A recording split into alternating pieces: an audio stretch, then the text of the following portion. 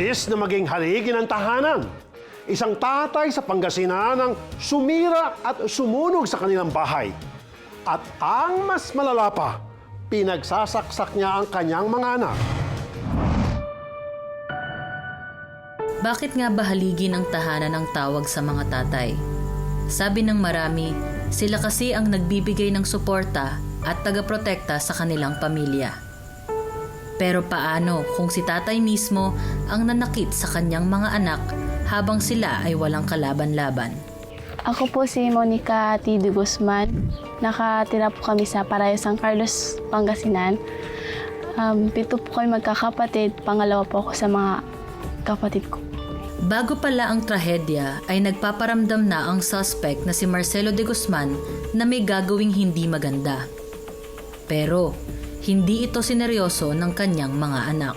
Time po noon, ma'am, may nag-iingay na po siya, tapos parang nagre-rebelde na din po siya nun. Pero hindi po siya nagsisira po ng mga gamit. Tapos po nung hindi na po siya mapakali sa kilos po niya, ikot po siya ng ikot sa bahay po namin. Noong September 30, naging maayos pa raw ang kanilang hapunan.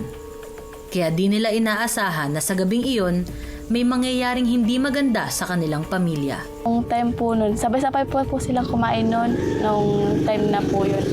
Tapos po, nung after po nun, nanood pa po sila ng TV po. Tapos, nung mga 8 na siguro po, ma'am, natulog na po sila. Pero yung isa kong kapatid, nakakalata na din po siya, nakakaramdam na din po siya na ay parang may something po na mangyayari po. Noong nakaidlip na ang mga kapatid ni Monica, doon na nangyari ang walang habas na pananaksak ni Marcelo sa mga anak. Yung mga bandang nakaiglip na po yung isa kong kapatid daw, doon niya na po naumpisa ng pinagsasaksak po. Tapos po, nung narinig niya po yung umiyak yung isang kapatid ko po, doon na po siya nagising at inopen yung pinto po, ma'am. Then po, nung tumakbo po siya, tapos sinabol po siya ng papa ko po na sinundan po niyang pinagsasaksak. Mabuti na lang at naroon ang kasintahan ni Monica na siyang tumulong na itakas ang dalawa niyang kapatid papunta sa ospital. Ilang minuto po, narinig din po ng boyfriend ko na umiiyak na din yung kapatid ko. Doon na po siya bumabon. Tapos po, nung sinigawan po siya ng papa ko po nun, tumakbo na po sila na para yatid po sila sa ospital nun. Tapos naiwan po yung papa ko sa loob ng bahay po nun, ma'am. Sa bahay, naiwan si Marcelo. Doon ay sinira pa niya ang kanilang ref, cabinet, maging ang litrato ng kanyang asawa. Yung nangyari po nun, ma'am, ay tumakbo po yung boyfriend ko po sa may likod ng pag pinag-workan ko po. Yung mga habang pagkalabas namin sa pinagtatrabahan ko po,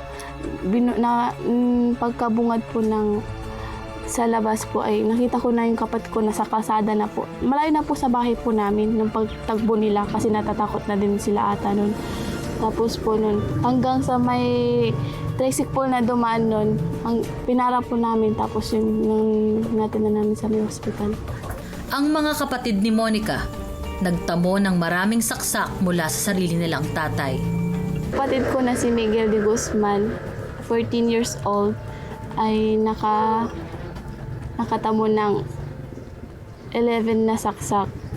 At si Marcelino De Guzman po na aming bunso ay nakatamo din po siya ng 8 na saksak po.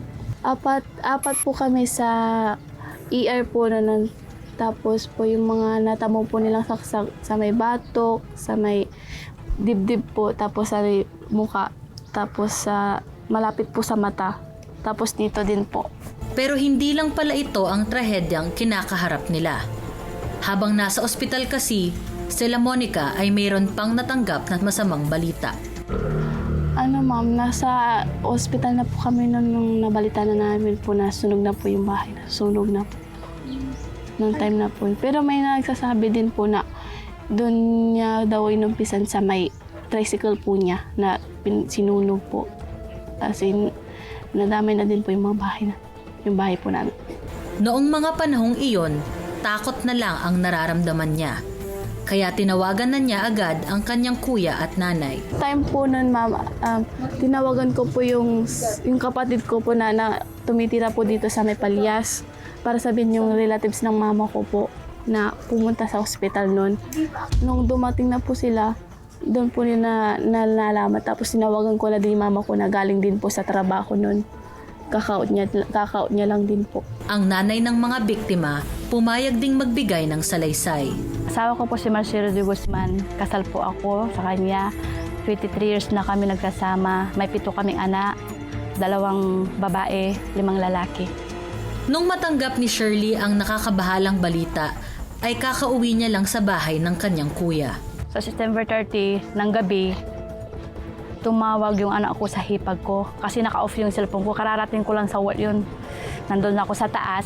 Then, tumawag yung anak ko. Sabi ng hipag ko, nagsigaw siya na sabi niya, Shirley, sabi niya, yung mga anak mo daw, sabi niya. Di ko pa naintindihan, akala ko nanay ko ang namatay.